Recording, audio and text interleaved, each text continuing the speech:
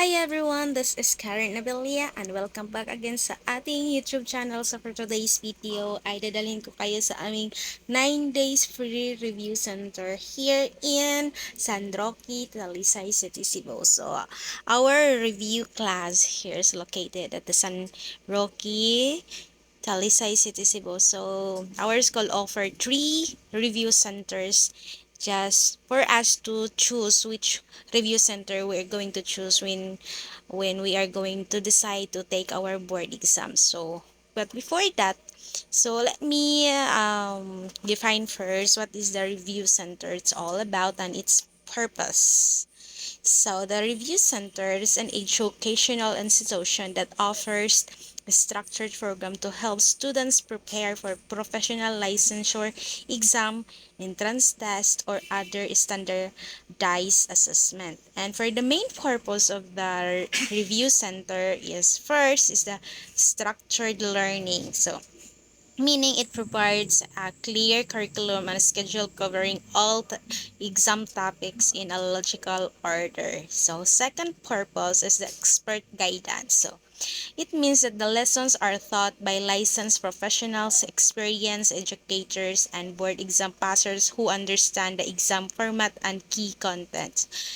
And third is the updated material. So they it means that they offers handouts, reviewers, and practice tests aligned with the latest syllabi and questions trends. And fourth is the exam simulation. So it means that it conducts mock exams to familiarize students with the actual test environment, time limits, and question types. And the last purpose is the motivation and support. So it creates a community of learners, helping students stay focused and disciplined and confident throughout their preparation. So this is the review centers partnered with the Talisay City College. First is the Carl E. Balita Review Center, or which we call it CVRC. So one of the largest and most recognized review centers in the Philippines with branches nationwide and abroad. So second is ISO 9001-2015 certified, offering programs for various professions including teaching, or let or nursing, criminology, and civil services. And it is known for producing many board top-notchers and high passing rates. And the second review center is the Falcolan Twin Review Center, or what we call it, the FTRC. So they focuses on preparing education graduates for the licensure examination for teachers. So they only focus on the education. And they uses innovative teaching methods, dynamic learning approaches, and up-to-date materials. And also they aims to provide a supportive family-like environment for reviewees. And the last one is the Santo Niño Review Center, or we call it the SNRC.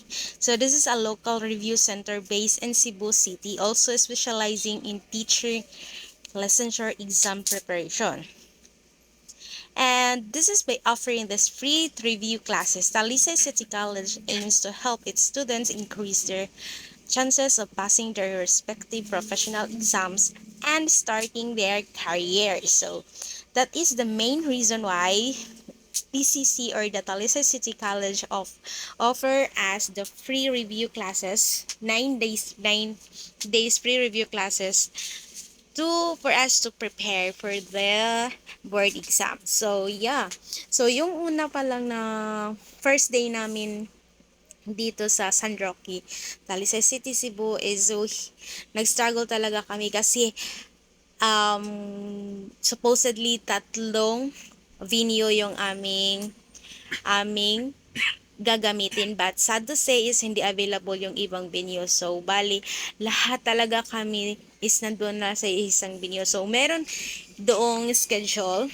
So the supposedly the first one is their conference hall, gym 1 and gym 2, but the conference hall and the gym 2 is not available. It's because there's some Meron kasing ginaganap doon sa kanilang conference hall, and while the gym 2 is not available kasi wala pang kuryente at wala pang tubig, at super ano pa siya, hindi talaga siya good for occupancy kasi super init ng panahon and baka mamatay kami doon sa init. And yeah, so lahat kami is doon kami sa gym 1. So super init kaya tiniis talaga namin para lang matapos ito and para lang din may matutunan kami. So yung first day na aming review center is the FTRC, and second is the CVRC, and then to be continued by the next 2 days na nakasunod is the FTRC na. Tapos yung pang 1, 2, 3, 4, yung pang 5th day supposedly yung CVRC, but sad to say is hindi sila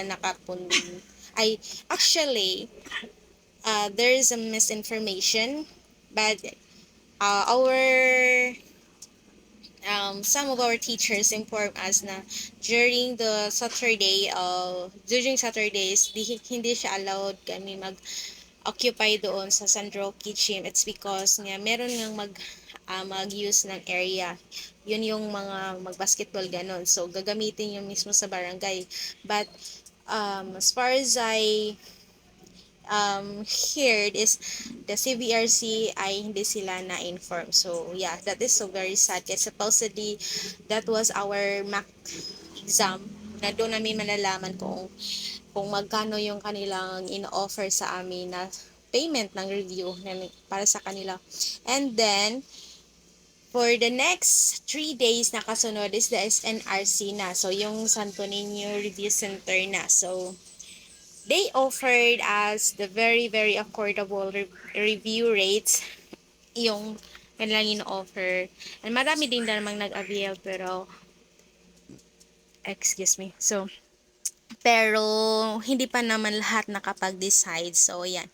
So, our school didn't push us or force us to choose what they want the kanang review center. So they let us decide where or what review center we are going to take. Kasi kami naman din yung magti-take ng exam at kami din naman yung mag-aaral doon. Kami yung mag-a-attend ng review center. So yeah.